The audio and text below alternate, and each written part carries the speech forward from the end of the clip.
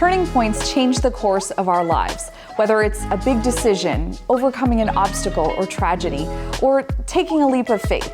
These stories of inspiration and resilience are what Turning Point is all about. Hello, everyone, and welcome to this week's episode of Turning Point. I'm your host, Priya, and this week I have the pleasure of speaking with Valerie Azinge. Valerie was a law clerk and an aspiring lawyer who left it all to pursue a passion for cooking and healthy food. She is now a blogger and the owner of My Digital Kitchen and the best-selling author of 30-Minute Low-Carb Dinners. Now, it was a tragic turning point that propelled her business forward, and we will get to that in just a moment. But first, let's welcome Valerie to the show. Thank you so much for being here. Thank you for having me. It's a pleasure. And Valerie, you're joining us from the GTA, right? Yes, Etobicoke. Etobicoke, that's right. Okay. So before we get to your turning point, I kind of want everyone to hear a little bit more of your backstory. So let's go back to the time when you were a law clerk. What interested you in the legal profession? So I actually graduated from York University, and I literally thought that my passion was to become a lawyer. You know, I come from a family of lawyers. My mother is a lawyer. My uncles are lawyers. My aunts and cousins are lawyers. So I thought naturally that would be my path. So after I graduated, I got a job as a law clerk at a personal injury law firm, and I worked there for about 3 years. And I just realized that as each year went by, I was becoming less and less passionate about the job. I was getting stressed out a lot. I wasn't happy basically doing what I was doing. And I got into a little bit of a crisis because I wasn't sure what was next for me. If I didn't want to go to law school or pursue a legal job, what was I going to do next? But funny enough, on the side, I had already started blogging, documenting my healthy recipes.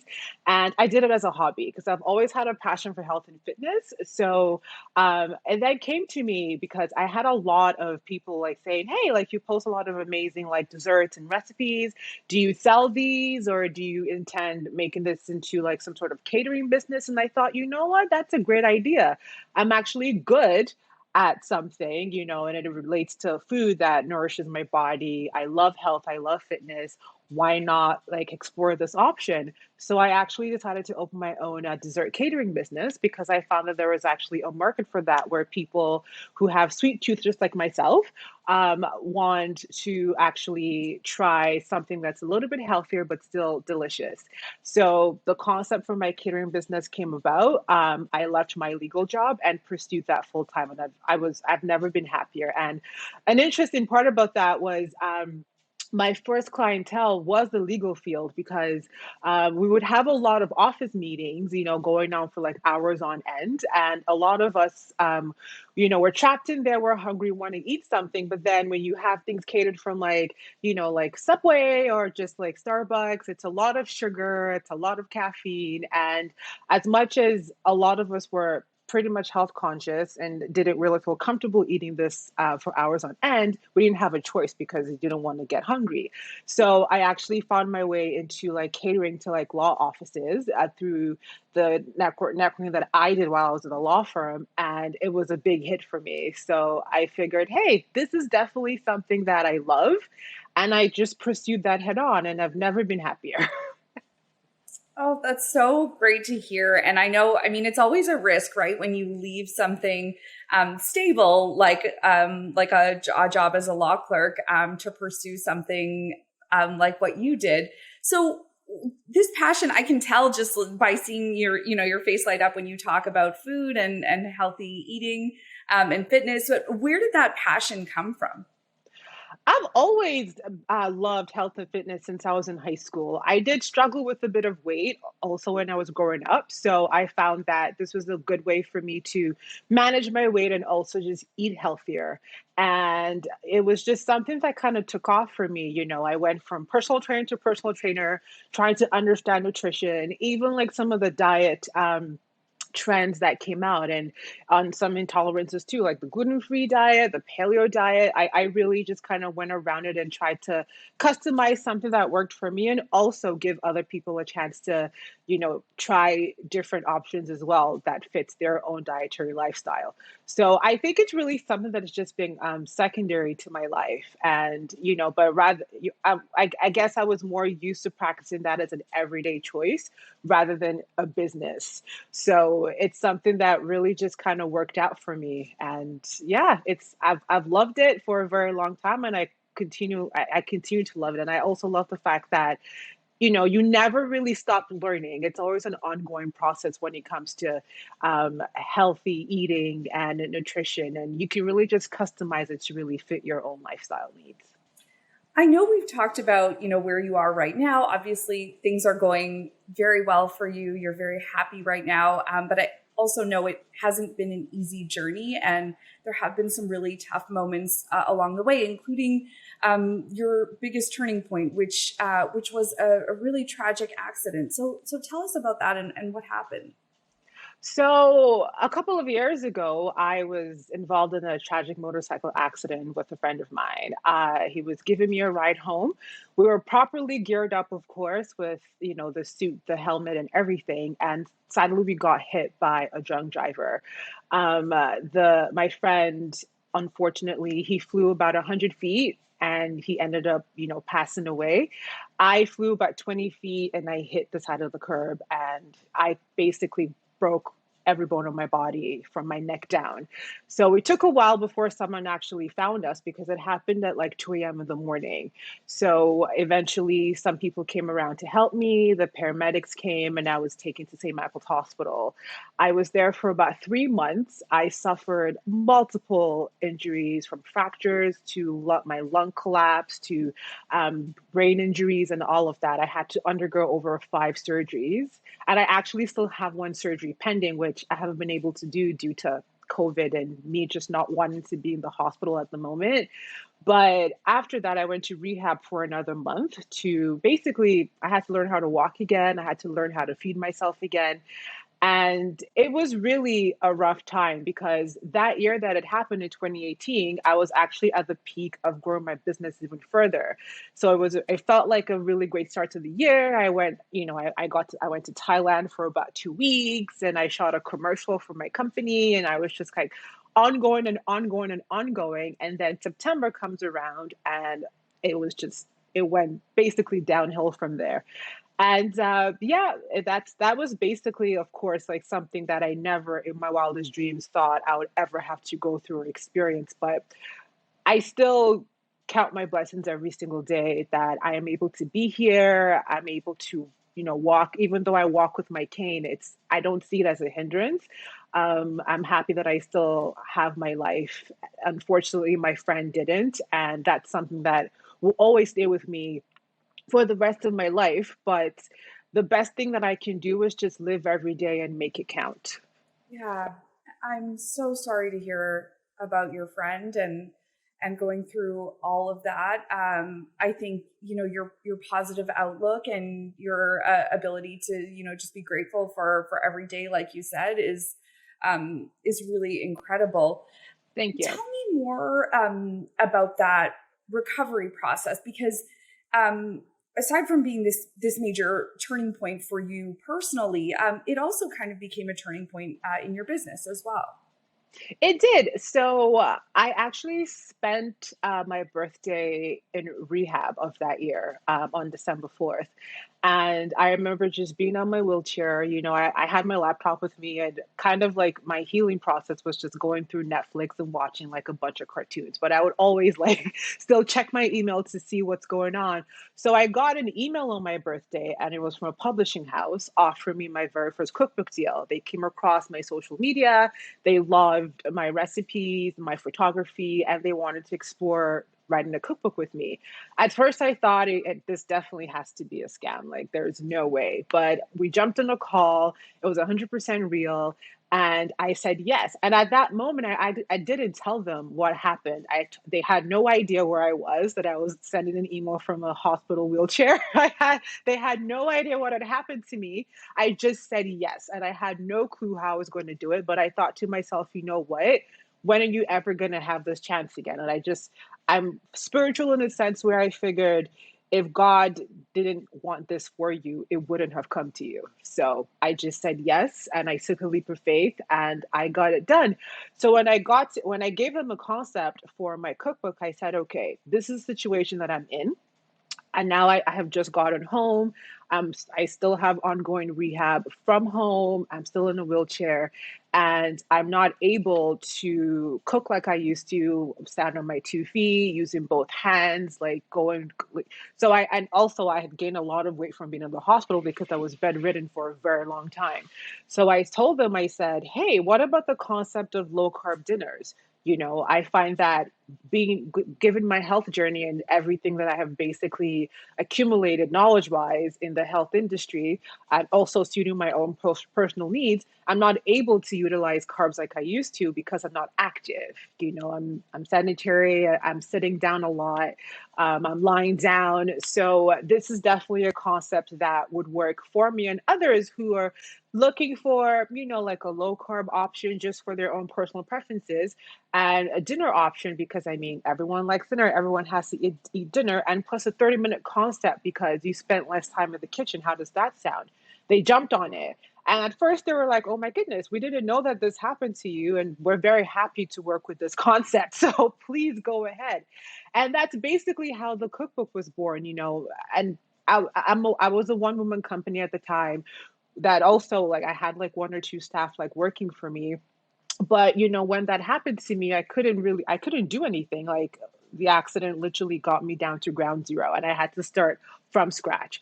So I found that this cookbook was definitely a healing journey for me, and also a bounce back in my career, especially since like every foodie that I know has always jumped right in a cookbook. So it was definitely a great gift and just a springboard to add to my business. Yeah. So, okay, let's talk about the development of these recipes. I'm sure you kind of had some of favorites that you already were making for yourself, but what goes into like creating a recipe and then deciding how to choose the best ones, I guess, for your book? So the first thing I did was actually go through my blog. I literally, because we were actually allowed to pick at least most 5 recipes from our websites that we could add to the book. So I went through my website, went through some of the old recipes that I had, and basically got some ideas on how I can kind of revamp it, either make it low carb or add like some extra ingredients to it or take away some ingredients just to kind of customize it. A lot of testing went into it. My mother was with me, thankfully, taking care of me for the entire year. So she was my chief recipe tester, plus dishwasher, plus like prop setup and everything. I also had a rehab coach because part of my injuries, also because of my head injury, I developed a little problem with coordinating sentences when writing. So a few times I would type something out and it would make sense in that moment, but when I would reread it, it was kind of jumbled. So, and I still struggle with that. Like, I have to take extra steps to make sure that even when I'm customizing a simple email, I have to read it like 10 times because it may not make any sense. So luckily I had a rehab coach that, assisted me with that, made sure that, my writing was, good and readable. And really, just for the recipes, it just involved being in the kitchen. I mean, you're literally testing one recipe 3, 4 times because each time you test it, you realize you're missing an ingredient, a serving is off, there's a little too much salt. How can you make this better? So yeah, it's a whole process. And plus, also doing the photography myself, it's I had to do a lot of like prop setup, which again, my mother helped with that. I would have friends that would help with that. And it was it was hard. It was very hard to do because you have to test a recipe for a book. And then an hour later, you have to go to physiotherapy. And then you have to come back and do some writing. And then another hour, you have to go for hand therapy. So it was a really difficult process to do, but it was it was so worth it for me because I also figured that, again, I don't know when a chance like this would ever happen for me again. So I definitely have to do the best that I can. As you're describing some of this, I think, being in an accident like that and going through the recovery process on it, for most people, that in itself would be all you could manage. I mean, really, not to mention, I'm sure some of the emotional and mental trauma that you were dealing with after that. So to have this project, I mean, and a massive project on the side, obviously, as you're talking about making these recipes, testing them out, doing the photography, doing the writing of the recipes. I mean, this is no small feat at all. How did you cope with that? And were there some moments where it was too much as you were working through it? I cried every day. That I cried every day. It took me a year to write this book, and I would say I cried for at least like 8 months out of that year. It was really, really hard because fortunately for me, my publishers were very understanding, with, meeting deadlines and needing an extension for a few things. But again, I think the reason why it was really stressful, not just the work itself that got into it. It was just the thought of me feeling that I couldn't say no. I mean, I could have said, hey, this is great. I can't do this right now because I'm in this situation. Maybe circle back with me in a year and see how that is. But in the industry that I'm in, it almost feels like that's a risk, a very heavy risk to take, especially if you're not a well-known celebrity.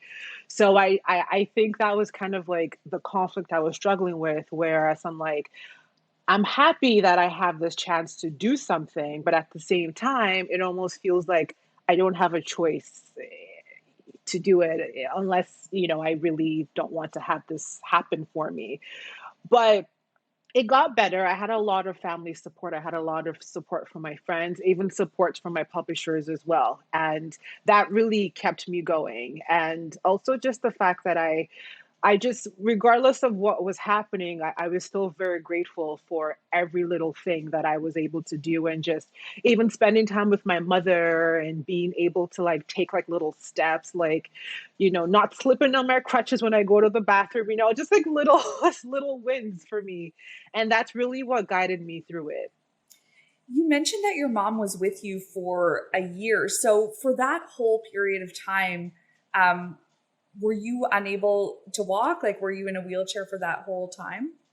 I was in a wheelchair for the first couple of months, and then I upgraded to crutches. And then from the crutches, I upgraded to using a high wheeled walker, and then I progressed to a lower walker. And then after that, I started using the cane. So I've been using the cane ever since. So I would say that yes, like things began to improve, but the nature of my injuries they were so they were really devastating that even as I started to get better, I still had things that would push me back. So I would take 3 steps forward and like 5 steps back. And that's basically how it works for me. But yes, I definitely used a walking aid throughout the entire year that my mother was here. Fanshawe College has always offered a wide range of programs, and that now includes micro-credentials. So with these courses, you can earn digital badges to add to your social profiles. And there are so many to choose from, including diversity and inclusion for leaders, fostering employee engagement, even podcasting. Those are just a few of the options. And the best part is that they are all verified by Fanshawe College, a trusted institution that is a leader in part-time adult education. You can find out more about Fanshawe's micro-credentials at the link in the show notes. I know you mentioned you still have one more procedure left, but I wonder overall now, so it has been 3 years since the accident, right? Yeah, so September 18th. How are you? September. Oh, wow. Okay. So how are you now? How are you feeling overall in terms of your health? I would say that things are still a little bit up and down. There are always like small wins and small recovery steps every day. but I'm definitely still having quite a bit of issues. Walking is still a bit of a problem for me. I have a lot of fatigue, massive migraines, lots of pain. So I would say that I've basically learned how to live with my disabilities on my current condition because I keep telling myself it could be much worse. So, I'm already just so inspired by everything that you've done, and I think that those words too are so encouraging. I mean, you have had so many challenges and you're still able to say, you know what, no, I'm grateful for what I have, and I'm going to keep going forward. Your business is doing well after all of this, everything, that all the blood, sweat, and tears that went into this cookbook. What did it feel like when you finally got to hold that first copy? oh my goodness, it was euphoria. I was still like in disbelief when I got the advance copy, and looking at it just felt like this wasn't real. This wasn't me. There's no way I wrote a cookbook, especially in my condition. Like anyone else who was healthy and able, writing a cookbook is still difficult. Like they would tell you this was rough, they wanted to pull their hair out. There was a moment in time even I got after I would test like 3 recipes a day sometimes, and I wouldn't want to eat because you're just the smell of food, you smell like fat and grease and onions, and you're just nauseated the entire time. You're like, you have all this food, you probably should eat something, you don't want to eat it. That's how stressful it can be. But for me, I wasn't the average person writing a cookbook. So to have it was really just overwhelming. It was empowering. It was emotional. It was everything. And I'm so proud of it. It's definitely my labor of love. Yeah. Oh, wow. No kidding. I can just imagine. I mean, after hearing all of everything that went into this, on top of dealing with the aftermath of the accident, working on this project, you also had the pandemic, of course, on top of that, starting in 2020, and I think everyone knows how hard the food industry was hit by that in general. How did that impact you and your business? Because you mentioned you were doing a lot of corporate Yeah. catering at the time, right? Yes, it definitely impacted my business. Just when I thought I was ready to get back into it, the pandemic hit. And with catering, you can't cater to large crowds because that isn't happening right now, especially with the safety measures that are in place. So I basically just took the time to really re strategize and also update my menu. So basically, what I started exploring was the idea of actually doing care packages where rather than catering to larger crowds, whether offices or birthday parties, you could actually customize a care package for a loved one and say, hey, I want to send this to either my mother at a nursing home or someone who is working from home or at this, or even like a healthcare worker, just to say, hey, I'm thinking about you. Here are some treats. And so that's basically what I was doing. I would say I was kind of putting that together. And I found that that resonated with a lot of people. And I decided to just kind of keep that on there because why not? We all need care packages, especially since this pandemic really just knocked us for a loop. And a lot of us were like, even getting slightly depressed, being at home all the time and not really going back to the normalcies of life. So I found that that was a very helpful way to kind of tell people that you care about them and put a little smile on their faces. Yeah, I agree that one of the silver linings I think from this pandemic has been some of these like very creative ideas that have come out of it, and what a great pivot to send care packages to people at a time when so many of us were couldn't see each other in person and we're struggling to really find those ways to show people that we cared. I love that. Thank you. It was definitely, again, something that people really loved. I also I would even also include like little notes here and there, like if they need something like specific to send or just to say, hey, thinking of you, or just like a cute note or something pivotal in that person's life to add to that package to make it a bit more personalized. So, So your business now is called My Digital Kitchen. yeah. How how would you describe it if you had to describe it to someone? I would say I offer catering services and digital content. So the catering, of course, I mostly cater healthy desserts to basically, again, anyone who loves desserts and has a sweet tooth. And the digital content would be, of course, like the blogging and the recipe development and sometimes video development as well. So yeah, it's a digital and catering business. I love this idea of the healthy sweet tooth because I have such a sweet tooth. Oh, So me too. how can you give us a little bit of insight into like how do you make these recipes healthy? Like I know you still do things like pies. Oh, of course. So basically, it's really just like being conscious of the ingredients that you use. I use different types of flours, almond flours, coconut flours, or even spelt flours. So things with a little bit of fiber, a little bit of protein, low carb, low glycemic.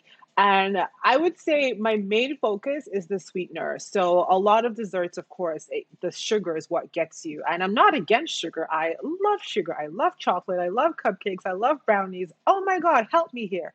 But, I found that sometimes, especially if you're, trying to watch your sweet tooth, especially in my case, after my accident, being a female, my hormones went to hell. So I actually developed a condition that put me in insulin resistance.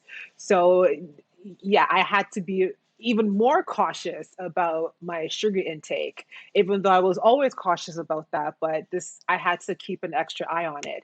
So using sugar alcohols like erythritol or even monk fruit sweeteners that usually have zero net carbs and don't impact your blood sugars, this is the main focal point of all the desserts where I'm literally using like zero sugars, like minimal sugars, like even things like if I use a little bit of honey, it's going to be very minimal. And I find that a lot of feedback that I get on my desserts is that A, it's not too sweet, and B, it's still delicious. So it really shows that we're conditioned to just go for the sugar, but we don't really get a chance to explore every single detail of flavor in that cupcake or in that whoopie pie or even in that cookie because it's so overpowered with the sugar, we just taste the sugar. So I mostly just focus on making everything balanced, using less sugars and just, yeah, making it delicious. You mentioned feedback from people there, and you told us a little bit about what you've heard. What else?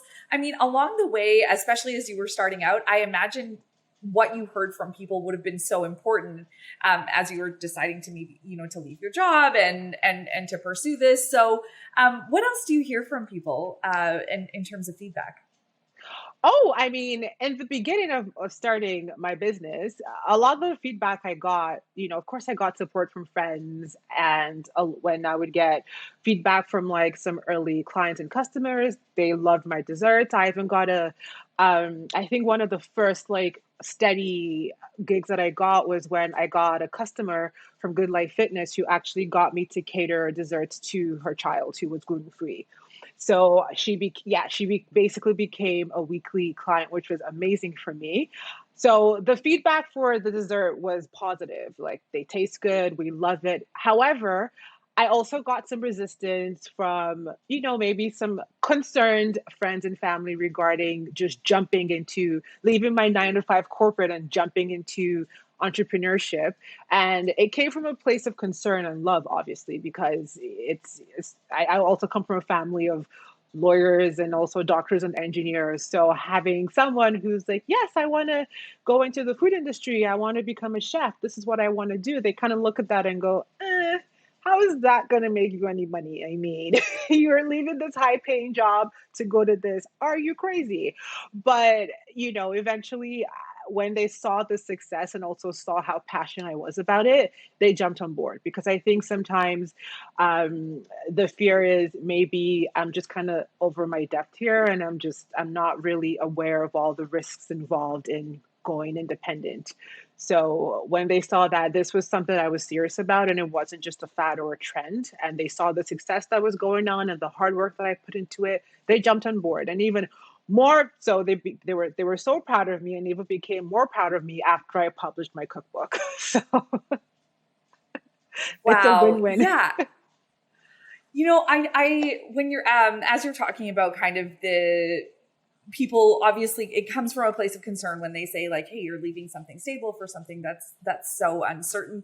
I think a lot of entrepreneurs experience that, and it is really hard, especially if you're close to your family and your friends, of course, and you value what other people think. So how did you in those moments, like what kind of kept you going and kept you pursuing this? Just the passion that I had. I find that when you have to be really sure about what you're doing when you choose to do it and the reasons why you're doing it. Are the reasons temporary? Are you going out acting out of a place of fear? Maybe you feel I have to do this so, this, that doesn't happen. It really boils down to the reason why you're doing it. And for me, it was something I really wanted to do. And I was already doing it unconsciously. I just didn't make it into a marketable business. It was a hobby, it was fun, something I really loved to do. So once I identified that reason, that's really what kept me going. I've never been adverse to hard work or even suffering. Not to say that you must always suffer for the rest of your life. I mean, that's not how we're supposed to live. But knowing that trials will come and problems will come, and no matter what, it's temporary, you're going to always get over it. That's really the spirit that I have. And it just really keeps me going with everything. And I found that that was also what helped me recover um, through my accident as well. Just having that positive outlook, knowing that, hey, like these things, happen. You're still here. You're able to make a difference. You're able to make an impact. Just keep going. You've mentioned your mom a few times and how she helped care for you. How much a part of the cooking side of your journey has she been? So my mother, when I was growing up, actually also had her own catering business. She would like cater like little sweet snacks around. And although I wasn't like in the kitchen trying to help her and learn, I just wanted to eat. I figured I probably got that cooking gene from her because she's also a really excellent cook, and she's an excellent baker as well. And it almost felt like I took over from that and kind of carried the baton. And she also left that to become a lawyer. So I thought I was going to follow suit, but I figured maybe I can just take this part and just make it into something more catered to me, and you can stick with the law part. But she's definitely very proud of me. She was happy like, especially when the book came out, she kind of broke down and just remembered the process that got into it, because she was the only person who was really here with me every day, looking at me, seeing all the issues I was going through, the ups and downs, the breakthroughs. She experienced all of it. So in a way, she also wrote the book. Oh, wow. Yeah. I mean, and it's kind of, I mean, obviously such difficult circumstances, but the fact that you were able to do that together and then celebrate and really appreciate that outcome together, it's a really beautiful experience, it sounds like. I was definitely so fortunate. I mean, I that's kind of how I felt it was meant to be, because, she was here when I needed her the most, and she was very supportive, and she was basically my number one fan, really. And I definitely, of course, she's in my dedication part, like she's definitely in the book, and she's my chief recipe tester for sure, and everything else in between. I like that title, Chief Recipe Tester. Yes. And her feedback, and as much as she loves my cooking, her feedback was very critical, like even down to oh, I think you need like maybe a little bit more parsley. Even the smallest things can make a difference to a dish. She would say add a little bit more salt, a little bit more cayenne. Maybe you should cook this for a little bit longer, or add a bit. Like, she was very like precise and critical, because she also knew the vision that I wanted to accomplish for each recipe, and she made sure that it was up to par. Yeah, that having that positive or and that feedback you can really trust. It really only comes from the people who can be the most honest with you. So that's really cool that you had her with you the whole time. Absolutely. You're also a woman of color, as am I. I know that the food industry is a very traditionally white and male space. How have you found being in this industry as a woman of color? What's your experience been in that department? It definitely has had a few challenges, also because I find that um, being a woman of color, I find that we are kind of stereotyped into a certain box where, like, for example, my background is Nigerian. So some of the um, questions that I get is, oh, like, do you make Nigerian food? Or like, do you cook this, and that? And it's for me, I just kind of find it a little stereotypical because we're in a place, we're in Canada, we're in Toronto, it's a melting pot. We have so many cultures coming together, we're all trying each other's food. So if I'm taking an angle where I decide I may not cook my own traditional food, but I make these other things that are more customized towards my health and the health that others practice, I feel like that should also be appreciated and also respected, rather than assuming that, okay, like this is what you're making because this is where you're from. I also find that, yes, there aren't a lot of us in the food industry doing what we're doing. It's definitely white and male dominated. So I do feel like coming into it, it almost feels like there is a little bit of insecurity there on my part, because I am always on guard, kind of wondering, okay, what do you think? How do you kind of, what category do you put me in?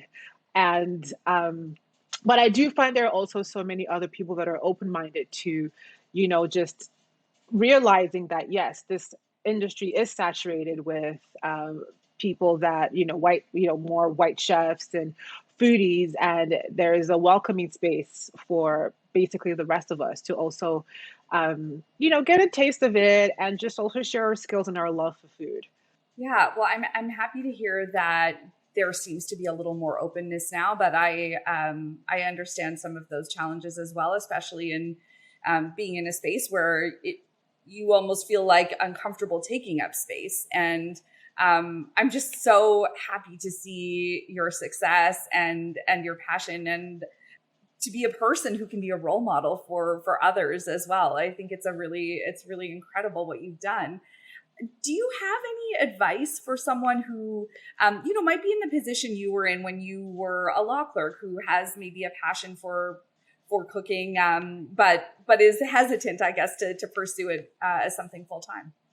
I would honestly say, as cliche as it might sound, just follow your passion. I mean, it might be really vague, but that's really all you have to do. You have to follow your passion, but you first need to be sure that this is something that you really want to do. Because I feel like we're in a space now where, with the way the world is evolving, you can literally succeed at anything. Like literally anything. You can make money doing anything. And a very crazy example is, there was an article that I came across years ago of this kid who thought it would be funny to just sell bricks online, and he would charge like $100 just for a block, and people literally bought it. And although some might look at that and go, "That's a little bit ridiculous," but it just shows that really nothing is too small. So you really have to outline what you really want to do, and if it's something that you feel you want to do long term. And once you come to that conclusion that this is something that I would love and want to do, pursue it. Definitely pursue it and get yourself a good support system. And understand that, of course, it's not an easy process. A lot of people, I find that from what I see online, sometimes entrepreneurship is really glamorized with the private jets and all of that. And that's not the case at all. You will go through months and even years where you're really not going as far as you would think. But if you find that you're consistent with your vision and you're also open to new ideas, the only way you can really go is up. So just stay consistent, keep your eye on the ball, really understand your passion, and just follow that all the way to the end. Yeah, that's such good advice, and it's realistic advice too. I Definitely. think you're right. There's so much glamorizing of like, oh, I quit my job with nothing, and then I came up with this idea, and that's just not realistic for a lot of people. Like even your own story, you started this business while you were still working, and like were able to kind of build some of the foundation while you had your full time job, and I think for a lot of people that's just more realistic, that you might start something while you still have something stable going, and then like you said, you get that assurance that there's real potential there before you take that full-time Absolutely. leap. I do feel like, yes, like you cannot start a business part time. You have to be in it completely. But the idea can start part time. I mean, I lived on my own, I paid rent. It wouldn't be realistic to just jump out of my job and just experiment with being possibly homeless. Like I had to make some very conscious, pragmatic decisions there. But with that being said, it really boils down to the passion that you have for what you want to accomplish. And if that passion is burning inside you, you need to definitely focus on that full time. And if that means like leaving your job to focus on that, absolutely, but put a few security measures in place, whether you get a loan or you have the savings or something to fall back on, or even if you can have like a parent or a partner like support your vision financially, or whatever arrangement that you have, just make sure that you have something in place that keeps you secure. Yes, I so appreciate the advice and the sharing of your own experience. As you kind of look back on your turning point, on your accident, it's been 3 years now. I mean, so much has happened in that time. You've published your cookbook, you've pivoted your business, you've been doing all of this rehab and going through a lot physically as well. As you kind of reflect on everything that's happened, what would you say you're most proud of from the last few years?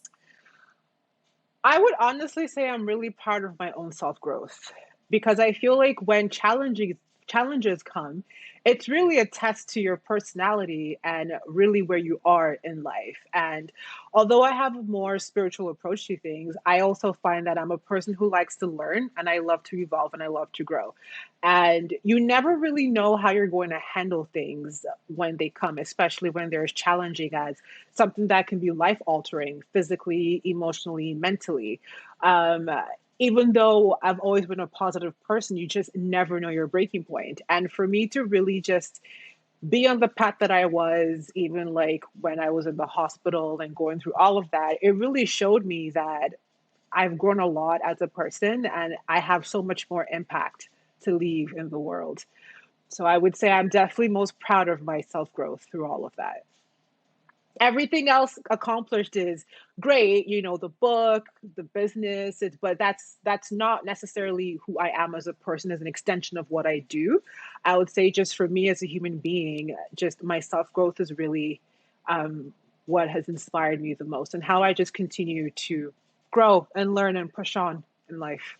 And you have inspired all of us with your story today. So thank you so much for sharing your turning point and for sharing so much of your life during this interview today. I'm so inspired by your story, and I really can't wait to see what's next for you. Thank you so much. I appreciate being here. And thank you so much, Valerie. And thank you to all of you for watching and listening. Drop us a line in the comment section. Tell us what you think. You can subscribe to Turning Point on YouTube. Follow us on your favorite podcast app as well for our upcoming episodes. And hey, if you have a turning point you'd like to share, or maybe you know someone who does, please email us at turningpoint@priyasam.com. We would love to hear from you. Until next time, take good care of yourselves and of each other.